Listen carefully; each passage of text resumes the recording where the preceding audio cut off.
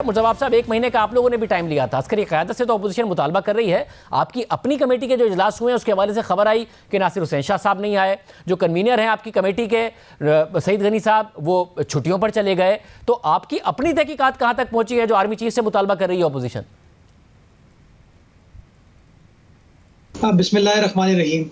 शाजिब, हमारी जो कमेटी है मिनिस्टेरियल कमेटी, उसमें 5 मेंबरान हैं और हमने जैसी कमेटी कॉन्स्टिट्यूट की गई थी 22 अक्टूबर को उसने काम शुरू कर दिया था। हम तवातुर के साथ मिले और जो ब्रॉड कंटूर्स थे उस रिपोर्ट के, उस हवाले से जो एविडेंस था उसके ऊपर हमारा डिस्कशन हो चुका था।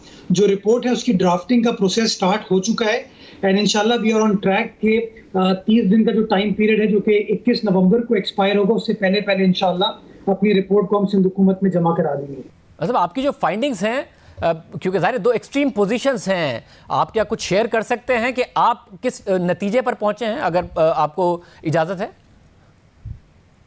शाजिब, हमने जब पहला हमारा इजलास हुआ था तो तमाम 5 मेंबरान का मुतफ़िक़ा लाएअमल ये था कि चूंकि बड़ा सेंसिटिव इशू है तो we have to make sure कि इसके अंदर कोई लूज टॉक ना हो, कोई डिसइंफॉर्मेशन क्रिएट ना की जाए। तो ये फैसला किया गया था कि तमाम के तमाम मेंबरान जो है इन कैमरा प्रोसीडिंग्स को लेकर चलेंगे, उसकी तफसीलात जो है वो शेयर नहीं की जाएंगी।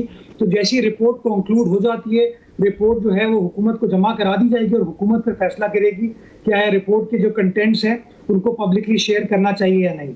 अच्छा, तो ये मामला था, जो मुद्दई था कैप्टन सफदर के खिलाफ, इस हवाले से तो पुलिस कह रही है कि जी उससे रब्ता ही नहीं हुआ, उसने दिलचस्पी का इजहार ही नहीं किया, उससे हम रब्ता करते रहे। भली वादिल शेख साहब का भांजा है, उन्होंने मुकम्मल लोन किया, तहरीक इंसाफ ने FIR कटाने में अहम किरदार अदा किया। इस FIR की वजह से सारा तनाज़ा खड़ा हुआ, जो भी IG के साथ हुआ, जो भी कैप्टन सफदर के साथ हुआ। तो ये मामला अब कहाँ खड़ा है?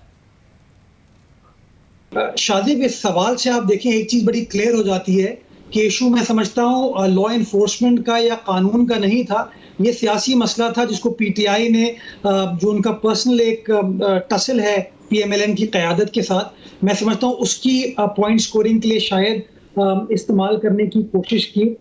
ये बात आपकी दुरुस्त है कि जो पुलिस है उसने अपनी इन्वेस्टिगेशन को, तफ्तीश को कंप्लीट कर लिया है और चालान उन्होंने अदालत के अंदर जमा करा दिया है। और चालान का जो बेसिक लुब्बे लुबाद है वो यही है कि नंबर 1, जो वकास अहमद खान जो मुद्दई हैं वो कभी भी पुलिस के सामने अपीयर नहीं हुए। उनको गालिबन 3 नोटिस सर्व किए गए थे कि वो आए और इन्वेस्टिगेशन को ज्वाइन करें और शवाहिद को पेश कर सकें। वो कभी भी अपने गवाहों के साथ पुलिस के सामने, इन्वेस्टिगेटिंग ऑफिसर के सामने पेश नहीं हुए।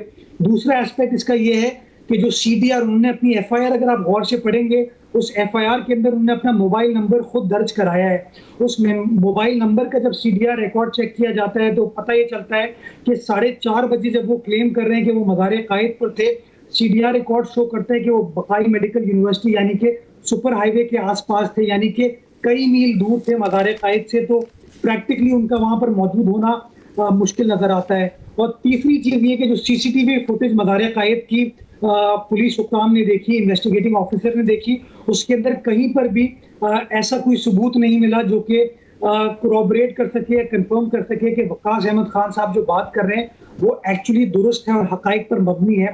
तो इन तमाम चीज़ों को बरूए कार लाते हुए इन्वेस्टिगेटिंग ऑफिसर ने क्लास B कर दी है उस FIR को, उस चालान को, और कंसर्न मैजिस्ट्रेट के पास जमा करा दिया। मैजिस्ट्रेट के सामने है कि वो कब उस चालान को अप्रूव करते हैं, उसके तहत क्या कानूनी कार्रवाई सब्सिक्वेंटली की जाती है। मतलब अगर ये FIR झूठ पर मबनी थी, जिसका इतना बड़ा क्राइसिस हुआ, और अगर ये साबित हो जाती है बात, तो फिर ये मामला कैसे आगे बढ़ेगा, मुद्दई के हवाले से भी और इस FIR के हवाले से भी?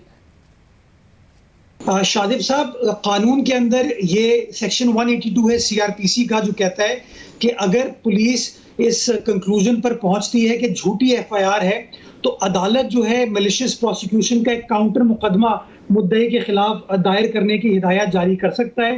पुलिस ने क्लास B इसको कर दिया है। अब देखें अदालत क्या फैसला करती है।